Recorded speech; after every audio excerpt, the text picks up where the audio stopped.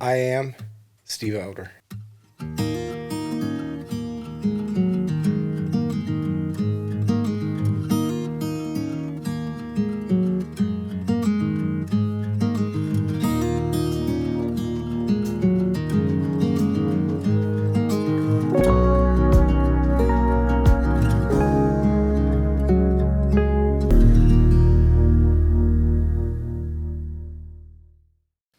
All right. Well, today I met with our meeting here with Steve Elder, and thank you for joining me today. And as I've gotten to know you, I've just really appreciated it to hear your story, and so I'm excited to hear more of that. So I'm going to start with the first question: what was your life like before you became a Christian? Um, I was angry. Um, a lot of people said I was a good person, but I I really wasn't because I was selfish, prideful. I just really cared about myself. You know, uh, I thought I loved other people, but it was just what they could do for me. You know, um, I partied a lot. I did drugs. Um, Wrote and said a lot of god awful things, and thought a lot of really bad things. A lot. So, just I Did you just notice this starting out early on, or oh when did? yeah, I mean it was, you know, yeah, it was from an early age. I just think a lot of evil things. you know, um, I don't know why, but I was always fighting. Um, Always, yeah, I just thought a lot of bad things a lot. Yeah, was there like what were was it the influences you had? Was it just how? No, no, because I mean, I have good parents. I have, all my aunts and uncles and grandparents. I knew them, and you know, they were all really good people. And my parents tried. They raised me to be respectful and stuff, which I think I was. But inside, I just had a lot of angry thoughts. Yeah, it's kind of interesting because it sounds like you recognize that too. Like it was kind of like surface level things you were doing on the outside, but like internally you had this war going on inside. Yeah, yeah, I did. Yeah, it was. It led to a lot of problems when I became an adult. Yeah. you know. So you mentioned drug use. So I'm assuming this is in your young teenage years, older No, teenage it was years. actually right before I graduated high school. Okay. Yeah. And so like why did you turn to those? I mean, was there was it the crowd you were in? Was Yeah, I it? started hanging out with some people and going to parties and, um, just led into that. I see them having fun, so I started doing it. Yeah. And then What? when I went away to college, that's all I did at college was party. And, that's why Yeah. I failed out. Yeah. So also you had that experience going through that to where you went to college and then you had to come back home. I'm sure Yeah. that was a hardship there, just recognizing that it didn't work out for you in some ways with that or Yeah. Yeah. Yeah. It was pretty hard. The only good thing is I came home and I met Rhonda. So oh awesome. that was a good part of it. Yeah. So, I just want to, did when you took drugs, was that like a kind of self prescription almost like you were using those to kind of numb pain or just to make break you out of your shell or what was the appealing factor in that, I guess? I think a lot of it was just to kind of make me numb, Yeah. you know, that way. Cause, and I didn't do a lot of drugs. I mean, mainly it was just marijuana, but that's still a drug. Yeah. And, when I was high, I just didn't care. Yeah. I just was content with just living life and didn't have to worry about anything else. Yeah. So what were some of the things that led you to start working a way towards Christ? Were there people, or what was the surrounding environment that brought you to get closer to knowing Jesus before you accepted Christ? Was there things there? Yeah, actually, before I went to college, I started going to church some in my high school briefly. There were some Richie Hoyt that Uh goes huh. here. He and Mr. Johnson, a teacher. Um, they originally were my influence, and I started going to church out in Vincent. I think it's Lighthouse. Uh-huh. And I went there for a little while, but then, as I went away, I kind of lost those influences. Is that Mr. Johnson? Was he a football coach? He might have been, yeah. Okay. He taught government, and he led the Fellowship of Christian Students. That's cool. Yeah. But that was at the point to where I wasn't able to. I didn't have a relationship with God on my own. I was relying on other people. So when they were out of the picture, I just reverted back to my old ways. Yeah. And instead of it being your own faith, it was other people kind of helping you. Yeah. Pretty much just they were carrying me along on their faith. Yeah. So when did it come to that point where it became more your faith and you accepted Christ? How did that transpire? It was near the end of 2013. I just got to the end of myself. I was on the verge of losing my wife. Oh, wow. And my kids and my job and pretty much everything that, had any importance in my life. And, yeah, how old were your kids at that point? So about 9 and 6, somewhere around there. Yeah. And, I was not being faithful to my wife. I just wasn't doing anything right, really. I was on a course for self-destruction. And I remember God saying to me, Steve, you change your life or I'm taking everything away from you. Oh, wow. So, and luckily at that time I was working, my boss, who's my boss now, she had been following God for a few years, and she kept praying for me. Oh, that's awesome. Yeah. I didn't know about that until after I gave my life to Christ, but Yeah. That's awesome to know that she was, praying for you, and I'm sure she, from her angle, saw your need yeah. and what you're going through and just really lifting you up. Yeah.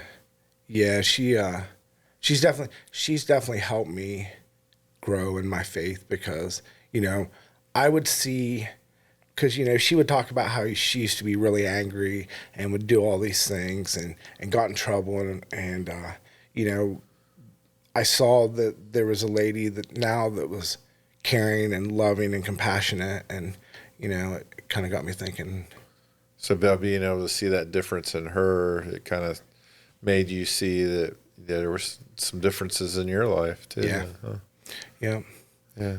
Yeah, it was, yeah, she definitely,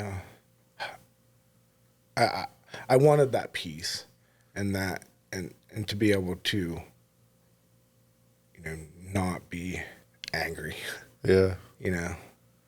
So when you felt God speaking to you that way, what led to you saying, okay, God, I'll give you my life, or I want to live for you, or how'd that go from hearing that to actually embracing Well, it? I just knew that if I didn't, I was going to lose my family.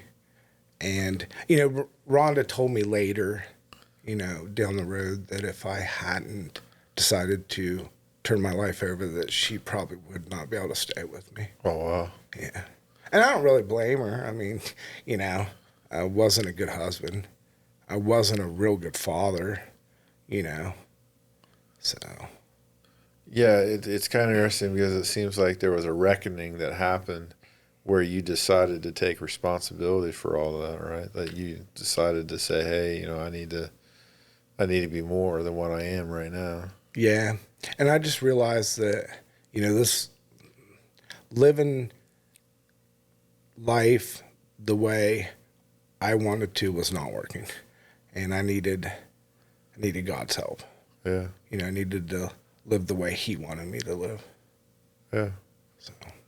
So, from that point on, what's the journey been like since you've accepted Christ, and since that point where you gave your life to Christ? How's that changed from where you were in the past to where you are now?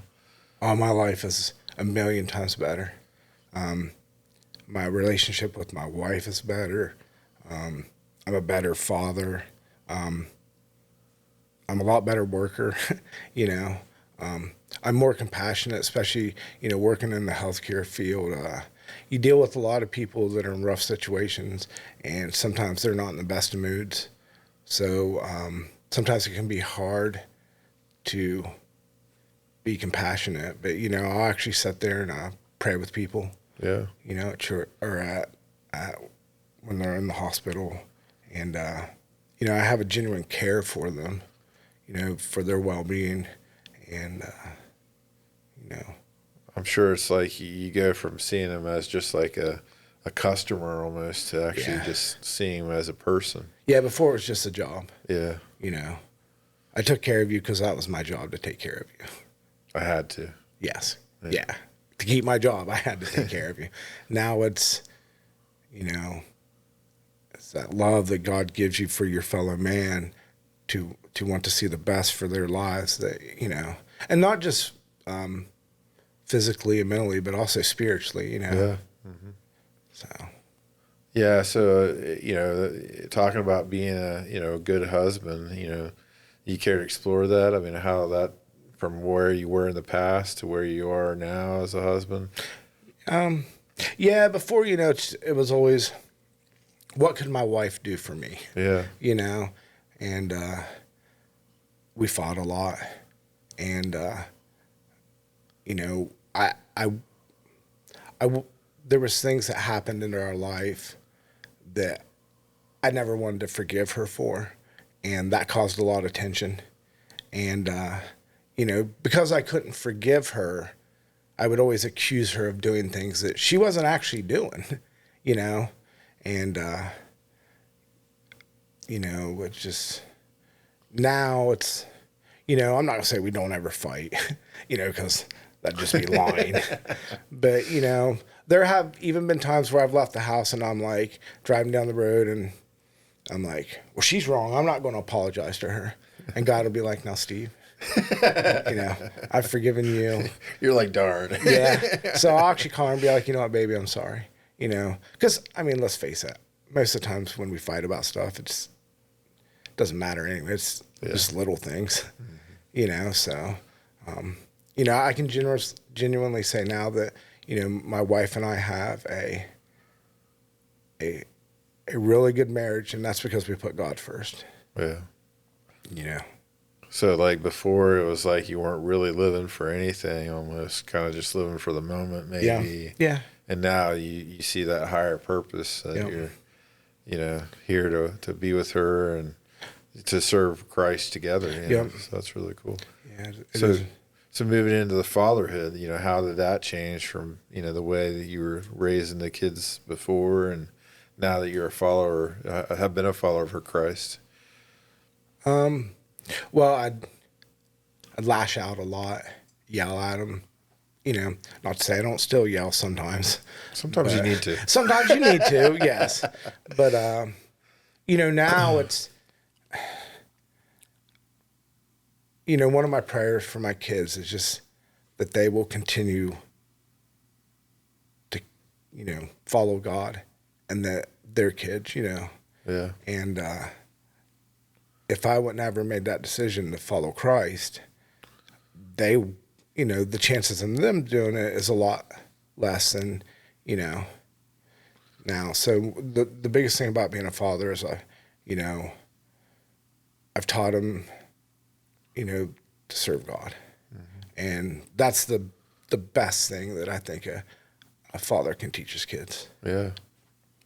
And I'm sure just even by default, you're probably there for them in a more meaningful way now than you were. Almost like you were distracted before. Yeah, I think so. Yeah, they, it's a little easier with my son, but my daughter, she's starting to get to that age now where we're going to start having those tougher conversations, and before I probably wouldn't have wanted to have those. And now it's like, I still don't want to have them, but I know I need to, because it's for her, to better her going into adulthood, to understand some of these things that she'll have to deal with when she, because she'll be on her own soon. Yeah. So, And I think for some people, not everyone, but when you're living for yourself, it's so easy to miss those opportunities. But now that you're focused on Christ, it's like you're wanting to seize those opportunities to make an impact in your kids or even the people you serve with at work. Yeah. yeah. Yeah, I just, yeah. Yeah. I'll just go ahead and move on to, describe some of the valleys that you've walked through. What have been some of the valleys in your life that were even in your childhood, maybe? Well, like I said, just the anger, and even to this day, like, sometimes the devil will try to sneak in there and try to remind me of who I was.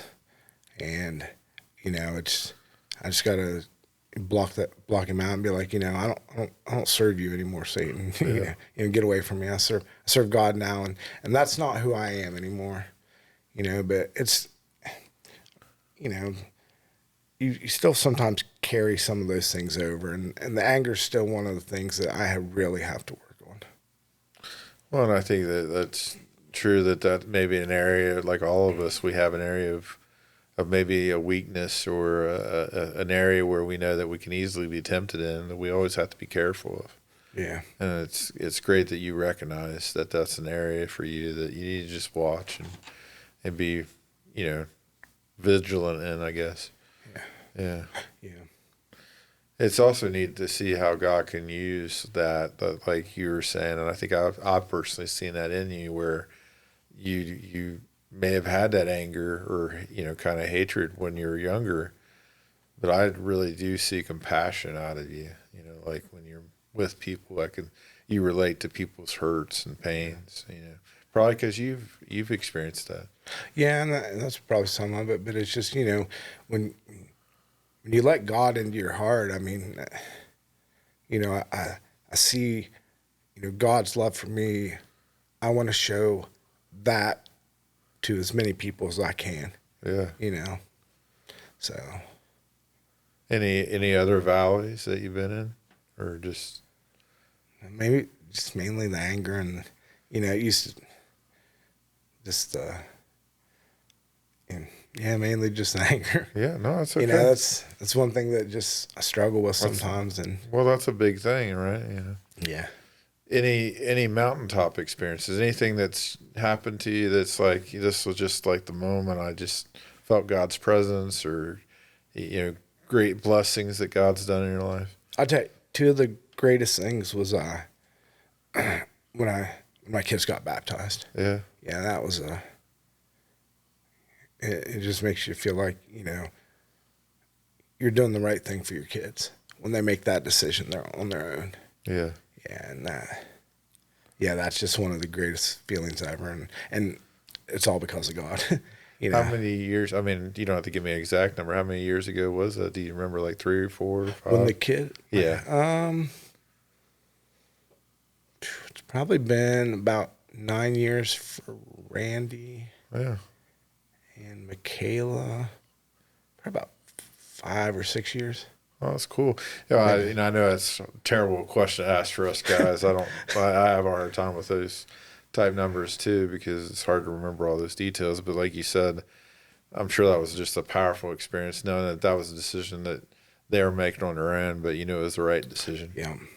Yeah, because I never pushed them into it. Yeah. Well, actually, my son getting baptized is what started getting our family to come to church. Oh, really? Well, let's talk about that a little bit. He started coming to church or Bible school with my mom one year, and he decided he wanted to get baptized. And so Rhonda said, well, Rhonda and I both said, well, if he wants to get baptized, maybe we should start going to church, And yeah, that's pretty much how our family got back into church, which is one of the reasons why I love Porterfield. Yeah. Because of the kids ministry, because you can take one kid and it turns into a whole family finding Christ, Yeah, a child should lead them. Yep. Yeah.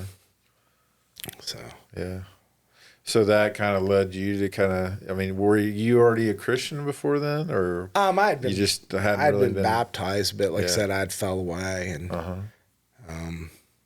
I actually didn't really like it when I first started coming back to church because I was doing so much wrong things. Actually, one time in a church service, I had to get up and leave. Really? Yeah, Just the conviction and yeah, yeah. yeah, because I knew what I was doing was wrong. And there was one point in church after I decided that I needed to stop, and I was confused. You know, I didn't know what I wanted, and I said, God, I just don't know what I'm supposed to do in life, if I'm supposed to be with Rhonda or what I'm supposed to be doing. And as I prayed that, she just reached over and gave me a kiss on my cheek and told me she loved me. And I wasn't praying out loud, Yeah. but I think that was God saying that, give me a sign. Yeah. So You needed some type of encouragement, and that I was did. God just working in Yeah, that moment to show you that there was hope. yeah, Yeah. yeah. That was actually, yeah. I'm glad too because my life now is so much greater. And yeah, I know that sounds kind of cliche maybe, but I'm so happy now. I've got peace. I've got love. I've got compassion. I don't know if you remember that one time when I came into your office and you were talking to him. I said, the old Steve wouldn't have gave a crap about Eric Leeson. And that's just to be honest. Yeah. I wouldn't care about you. I didn't even care about myself really, But because of what God has done for me, He's, just made it to where just fill me with love. Yeah. I think you just struck a nerve right there in my thought when you said, I didn't even care about myself, that that was probably the part of the problem in your younger, you didn't even care about you. Yeah. And now that you knew Christ and you knew how much he loved you and he was filling your heart with this love to share with others, Yep. you were able to care for others, like you hadn't been able to before because you cared about yourself. Yeah. And you carried yourself differently. Yeah, he definitely gave me a new life to just be able to help people Yeah. instead of where before I couldn't help myself, let alone help other people. Yeah. So Any other moments that were kind of like mountaintop experience? I mean, that one that you shared about Rhonda, just giving that extra, that kiss on your cheek or wherever that just gave you that encouragement. Was there other ones like that, or like times God spoken to you, or? yeah, I mean, there's sometimes when we're sitting in the church worshiping, that the presence of God, I just feel so strong that just start crying because I can feel the presence of God in there, and it's just an awesome feeling. Yeah. It's just overwhelming. I don't really know how to explain it. No, I mean, that's good. I mean, it is overwhelming sometimes. I know God is there in that moment and he's speaking, and, oftentimes just feeling his presence is just what we need, just to know we're loved, we're cared about, he's got this, we don't have to stress about life too much. You want to describe what was your childhood like? Like, what did you do as a kid? Like, let's go before, like you got real angry, but like, what was just some of the things you did Oh as no, a I was child? angry from a young age. Oh, really? Yeah, I was always fighting. Really? Oh yeah. So, like, we're talking like 8, 7 years old back then? Well, 7, see, 8? in Or? first grade, I bit a girl because she told me I was crawling around the floor. She told me I was a bad dog, so I bit her. Me and one of my friends, I mean, all the time I was fighting him. Really? Oh yeah, and I don't know why, because my Yeah. parents, they didn't raise me like that. Yeah. They would discipline me when I acted out, but I just didn't care. Knowing who you are now, I would have never guessed that you would have been like I that, know. as a young kid. Yeah, ask my parents. ask them what I was like as a kid. Oh, it was bad. Yeah. It was bad. Yeah. But I mean, you went to Warren School District, or did you go to Little Hawking, or? I went to Barlow back then. The middle Yeah, school was Barlow Vincent. I went Yeah. there. Okay. Yeah. Did you play sports? Yeah. What sports did you play? I played basketball. I ran track. That's pretty much it. I mean, I tried some other sports here and there, Yeah. but even in basketball, it's just, hey, let me go try to hurt people. Yeah, it was. You didn't care about the foul total? No, no, and I'm just being honest. Oh, no. When someone come across the lane, it's like, hey, just put a elbow right in their chest, or throw an elbow up in their face. Yeah. So that makes, to hear that, it just makes to me, it sounds so much more powerful, that conversion of where God, where you were before you knew Christ to now, I guess that's why you talk about that anger so much, is because that was there. You saw that was present. Yeah, it was pretty much constant. Yeah. And I don't think a lot of people realized it. Yeah, I mean, I would think, I would think things of how to hurt people, and I don't even know why, but it was just there, and those kind of thoughts, would just creep in, and I remember my aunt one time, we were down at my grandma's, and we were riding bikes, and she got on my cousin's bike, and for no reason I just went out and pushed her over in the middle of the road. Wow. Yeah. I'd do things like I hit my sister in the back with a baseball bat when we were younger. I threw a knife at her one time. Wow. Yeah. Yeah. And did it amaze you, like, looking back on it now, like where you were, and just like, you had that issue with anger, and then now it's like totally different. I just thank God that I never got to the point to where I seriously hurt somebody. Yeah. Because, yeah, it is. I do look back sometimes, and that's why I'm careful. Like, I try not to watch movies that where, like there's a lot of like violence and stuff. I try to stay away from that stuff, because I don't ever want to be tempted back into that. Not that I think that I would. Yeah. But, But why invite that on if Yeah. you knew that was something you had previously had issues with? Yeah. Yeah. It's like that, living out your convictions and trying to live that out in your life. Yeah. So, yeah, I totally understand that. Another question I want to ask is just, you got any funny stories? I mean, it's not really funny that you were a dog and somebody called you a dog and you bit her ear. Yeah. But, I'm sure you got some funny stories along the way. Yeah, I mean, it's kind of funny, but it's not as, one time I punched Richie Hoyt. It's not really funny, but looking back, it is. Yeah. Because I punched him because I didn't like God and he did. Yeah. And, the funny part of it is he never gave up on me. And, he's one of the people that got me into church in the first, so it's not really funny, like, ha, but it's, just one of those things who thought that, this kid would still, he just never gave up on me. And well, that's awesome. You guys were both in high school or middle school, or no? Yeah, I don't even think it was before middle school. I think we were probably probably around 5th grade. Yeah. Yeah. So you just didn't like his approach, like because he stood for God, or? Yeah, I just didn't like people I didn't like godly people back then. Yeah. It is kind of interesting because, when we rebel against God, it comes in different forms, but it's just like that. You didn't want that witness in front of you. Yeah. Yeah, and I don't know why I did it. I just went up and did it. He didn't even say anything to me. Oh, you just walked up? I just walked up, poked him on the shoulder. He turned around and punched him. And then he invited you. That was a couple years later. The next day, he turns the other cheek, and then he invites you to church. So. But still, like you said, he could have easily been like, I'm not going to talk to that guy ever again. But God opened his heart to witness to you, to share, invite you to church. That's great. Yeah, I was really happy when because he was gone for a while because of the military, and I think he was up in maybe Michigan. I was so happy when he moved back down here and started coming to our church again. Yeah. Because, I consider him one of my best friends. That's awesome.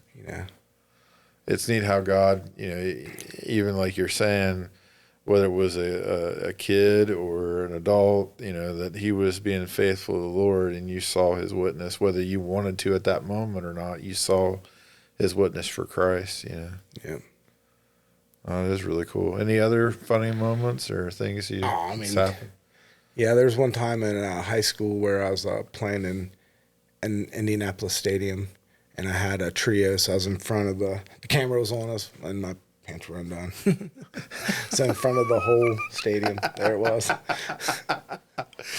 Now, luckily, I had shorts on underneath. But That's one of the fears of us preachers. We get afraid to be up on the stage and our pants are undone or something. yeah, well, mine was. So, but like I said, luckily, I had shorts on underneath my uniform. But yeah, the whole stadium saw it. Did anybody point it out to you afterwards, or how did you find out about it? I think somebody saw it because we got tapes of our performance, and someone noticed it. and yeah. Yeah. So. Thanks, man. Right. Yeah. Yeah. Who influenced you to follow Christ? Who was some of the people that kind of influenced you? You mentioned Richie, but who were some of the other people? Like Richie, Mr. Johnson. Yeah. The Clarks that teach out there. Well, I don't know if they still teach, but they did. They would actually take me to church.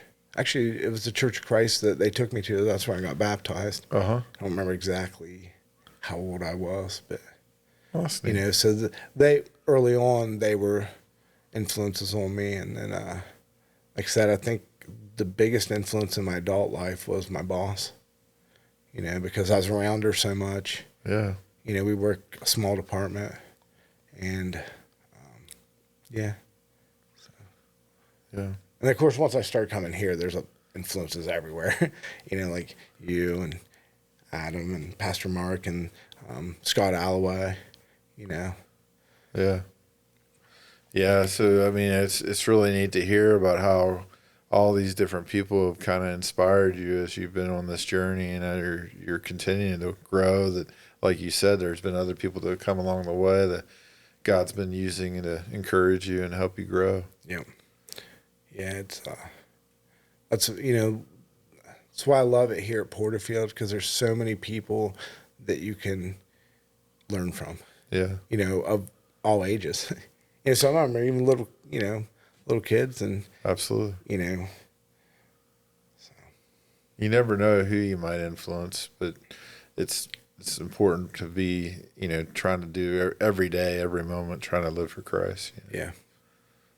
That's one of the things I think is really cool about your story, Steve, is that, you come from a place where you probably relate to a lot of people out there in the world, that don't realize that how, maybe things affect them. And then, they need to know Christ. They need to know, what God has done for them. And yeah, they're probably lost. Not in the just spiritual lost way, but lost in life. Yeah, I work with a lot of people, and they're just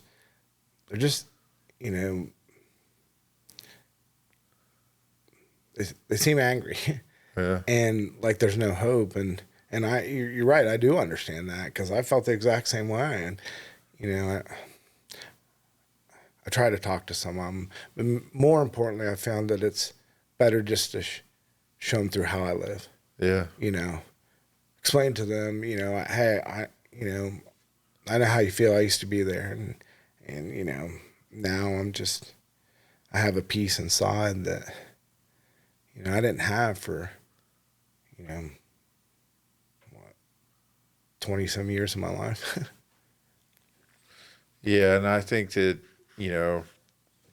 I've seen you around your kids. I've seen you serve here, and this. Well, let me ask you that. How did it make you feel that you were asked to serve on the Deacon team, and how have you enjoyed that? It was funny because I kept praying there.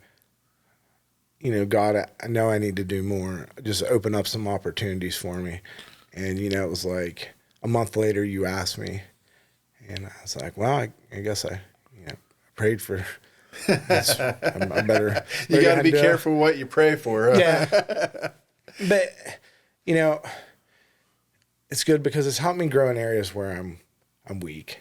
Like, just like doing this right here, talking. Sometimes it's hard for me to do that, to talk to people about my faith and to pray with people, you know, like, and, you know, there's been a few times at work where I know I should have prayed with someone and then they ended up dying. And I'm like, you know, did they know God before they passed away? And, you know, that weighs on you, Yeah. you know, so, you know, Especially in your field where you see that quite often. so, you know, taking on becoming a deacon and taking on more responsibility, I think has helped me to, one, grow stronger in the Lord, and two, just be a better witness for his kingdom, you know. And how have you enjoyed that? How's that experience? Have you enjoyed being a deacon? And Oh yeah, I like it. yeah, Yeah, it's good. Sometimes I got to remember that there's things I got to do, you know, because yeah, I'm still getting into it. I haven't been yeah. in it very long. It's your but first year. Yeah, Yeah, yeah. So yeah. And talking about being with some of the other men, I'm sure that those guys on the deacon team have kind of been a nice encouragement or addition into your life too. That, yeah, yeah, yeah. Of course, I have a group with Scott yeah, Alloway, but yeah, you know, I didn't know Jack, or I didn't really know Bo uh-huh. or Dan, you know, and so meeting them and getting to talk to them and see how they, you know, their strengths and their weaknesses. Yeah, Because sometimes it's not just the strengths that you see in other people, but it's to see their weaknesses that make you realize that, oh, okay, I'm not the only one. exactly. You know? And that's why we need the church, right? Is to help each other out, strengthen each other, and as a team, we can be better and we can, Yeah. be there for each other. Well, and it makes it to where I'm like, I should, other people go through what I go through. Yeah, And helps me open up and be like, hey, I'm struggling with this. You know, can you help me out? yeah. Whereas before it's like, oh, I can just keep this inside and try to deal with it. That's a very good point because, one, we're not called to be perfect. We're called to submit and follow Jesus. Now, does that mean we should try not to sin? Yeah, but it's not by our power. It's by the power of Christ. And so I think sometimes we make it out like it's like we have to be extra special or extra, faithful in some way, but we're sick people too. We've just found the antidote. It's Jesus, right? Yeah. So I think that one is coming from that place of maybe feeling like sometimes we're not good enough when that's the point. Yeah. We're all not good enough. Yeah. And I used to have a problem with that. Like I'd mess up and then, I'd be like, then I wouldn't pray for a few days because I'm like, oh, God doesn't want to hear me pray because I messed up, or, and actually that's the worst thing to do. It is, when you mess up, God, I'm sorry, Yeah. and yeah, so. Yeah, run to the Father as opposed to running away. Yeah. Yeah. But I think we all kind of, just like Adam and Eve, we feel like we need to hide, but God wants us to just be honest and be open to Him. Yeah. And I'm excited to see what God continues to do in your life because I've seen you grow. I've seen you, just grow in your faith, and I can see that love in your heart that you have for people. And I think it'd be very hard to work in your industry, day after day sometimes. I'm sure it's even hard now, but it's neat to see the love that God's put in your heart for people. Yeah. And it's definitely helped me as a therapist to there's sometimes where some of the staff doesn't want to deal with these patients. Yeah. Because they're maybe grumpy or hard to deal with. And, I'll go in there and I'll talk to them and just love them, Yeah. Because, they need love, especially in, when they're, in really tough situations. Yeah. It's scary when you're in the hospital and you're really sick and I'm sure that some of that anger that they're experiencing is just misplaced, It is. and it's kind of targeted toward you guys because Yeah. there's somebody in the room they can Yep. yell at. Yep. You're in there, and I mean, are you? I know when I get sick, I get a little cranky, Yeah. and so people come Me in too. the people come in the room like, "God, get out of here." So Yeah. Um, you want to just share some blessings that God has given you in your life, and maybe some things that you just count as blessings. You're just so thankful for. well, you know, every day I make sure that I pray and I just thank God for the things I have, my wife, my family, and even my family around me, because I have aunts and uncles and stuff, and my job, thankful for it, and the church. Yeah. I just make sure that I remember that God has blessed me with all these things that are around me. Everything that I have, God gave me Yeah. to use to help, with His kingdom. Absolutely. And Yeah. I just, even especially if I start feeling myself wanting to complain, I'll stop and I'll pray and be like, God, thank you for this and this and this. And I realize I don't really have anything to complain about. Yeah. Yeah. I think it's true when we start giving thanks and kind of change that mindset, then we start realizing how blessed we really are. Yep. It changes our mindset sometimes because it's so easy just to throw out a few complaints, but we think about it and think about what we're thankful for. But I tell you, I'm most thankful. I'm just thankful I still have my family, Yeah. because there was a point to where that wasn't necessarily going to be a definite thing. Yeah. So I thank God every day for my wife and my kids. Yeah. Um, what would you want people to take from your life? Like, if you could say a few words or just some things that you would want that people got from being around you or seeing your life. Um, it's never too late to change, Yeah. to accept the Lord into your heart, because you may feel that you're not good enough and there's no way that He could ever change you, but He can. And I'm Yeah. living proof of that. I was a man who was evil, and He just filled me with love and kindness. And I just want people to realize that, especially when you look around the world. It's just like no forgiveness. Let's just be angry at everything, and there's a better way, Yeah. and that way is Jesus. Yeah, I think too, if I could add something too, is just that God can use you. Yeah. That God can, not only accept you, but just use you like He has already in your life to minister to so many other people. Yeah, if you would ask me 15 years ago, I'd be going to church and serving as a deacon and helping, in the summers take care of the property Yeah. and in a men's group. I'd be like, yeah, you're crazy. What are you talking about? Yeah. But yeah, it's the best thing I ever did in life. Yeah. Describe how I know we covered some of this, but is there anything else that we could describe as far as the church has been a help to you growing spiritually? I think one of the things is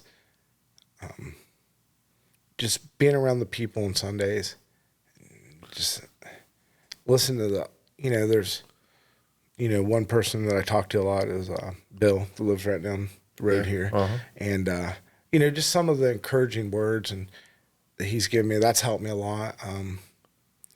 And it just, this church just helps refresh me. I get beat down out in the world, and you come back here and you see all these, caring, godly people that are really concerned about your life. And, Yeah. it's nice. Yeah, I think another thing to me, I think about the genuine, just like you. I feel like I think like you, that you're a good example of that genuineness. That there's sincerity, there's honesty there. And like there's not an air of being fake or being hypocritical. It's more of just, there's a lot of people here that generally want to follow Jesus. Yes. Yeah. And like you got the people like Scott Newland and Susie Provence that they're always up for some hugs. Yeah. So that's always nice. Yeah. And it's just nice that, that they care so much. They're, give you a hug and ask you how you're doing and, Yeah. Just to love you. Yeah. And it definitely is a nice place to be. So what steps are you taking? What are the things that maybe you're doing now that's helping you continue to grow in your faith? Like, is there, things that you kind of build into your habits that help you grow spiritually? Yeah. I've been trying to make sure when I first get up, whether it's in the morning or if I'm working midnights in the afternoon, to make sure I take that time and get up a little bit earlier and take that time to read my Bible and because I used to wait until the end of the day. Oh, yeah. Well, sometimes I'd be too tired and, I'd be reading or praying and fall asleep. Yeah. So, I found that helps. And the other thing is just don't be afraid. Like, a lot of times we say we'll pray for people. I'll pray for you. And then you walk away, you forget. Now I'll make sure I go back in. Instead of being like, I'll pray for everybody, like, well, let's pray now. Yeah. And, that helps because, it forces me to do things that is out of my comfort zone. Yeah. You're stretching yourself. Yeah. I think that, I'm, glad that you shared that because I think that's something that, church is important, but there's that own accountability that you need to have where you're in the Word too, like you're saying, just getting in the Word. And I'll tell you what, when I don't read my Bible regularly, I can start feeling it because I feel run down, I feel defeated sometimes, and I'm like, what's going on? And then I'm like, oh, I haven't read my Bible for a couple of days. It's like, Yeah, I think that's so key to keep thinking about putting forward is to get in the Word and just study God's Word and get to know that. Last question I have for you is as you look at in the future, what are some things that you pray about, like for the church, for anything else that's on your heart, or even for the community or for the world? That's a tough one. For the church, I just pray that we continue to keep growing the way we are and that we don't lose sight. Not that I think we have, but we just, with the kids ministry, I talk to people in other places and they have like 12, 13 kids. And, I look here at all these kids and that's the next generation. That's the people that we're raising up to continue the faith. Yeah. And so, I just continue to pray that our children's ministry keeps doing that. And I know that, this church is on the right path, and I pray for the staff here, Appreciate that. Yeah. And then, I pray for my, where I work, but just because they give me a paycheck, but, places like that are important in like small rural areas to help, so that's one of my prayers. And, just pray that there will be a revival in this country. Yeah. To get people, I think you're starting to see it. People are starting to realize, but it's one of those things, took the Israelites 40 years. America's not going to turn back just like that. Yeah. And so I pray that there'll be a revival. And I also pray that I'll be a little patient with some of these people. Because I know how I used to be. Uh-huh. And I didn't get where I'm at overnight. Well, and some people, they're blind, right? They just don't see the truth, you know? So how can we be upset if they've never been experienced to the truth? But I'm saying I see some people are starting to, Yeah. and it's just, I got to remember that, not to be like, well, you can't do this and you can't do that. And remember to just pray that God will just let me love them and help them along, because sometimes you forget that. Yeah. Or at least I do. I think we all do. I want to just compliment you on the fact that, so proud of you for where you come from and where you are now, and that I can see how God's been working on you and developing you and strengthening you. You know what I mean? Like it's not it wasn't just a one-time thing. It's like an ongoing process that God's continuing to do great things in your life. And I think it's great that you're, becoming the husband, the father, and the servant of Christ that he's called you to be. And, I think you have an awesome testimony. So thank you for sharing it with us today. Oh, well, you're welcome. Well, I appreciate that. But yeah, I got to give all thanks to God, though, because I wouldn't have this if it wasn't for him, So. Well, thanks for coming in today. You're welcome. Man.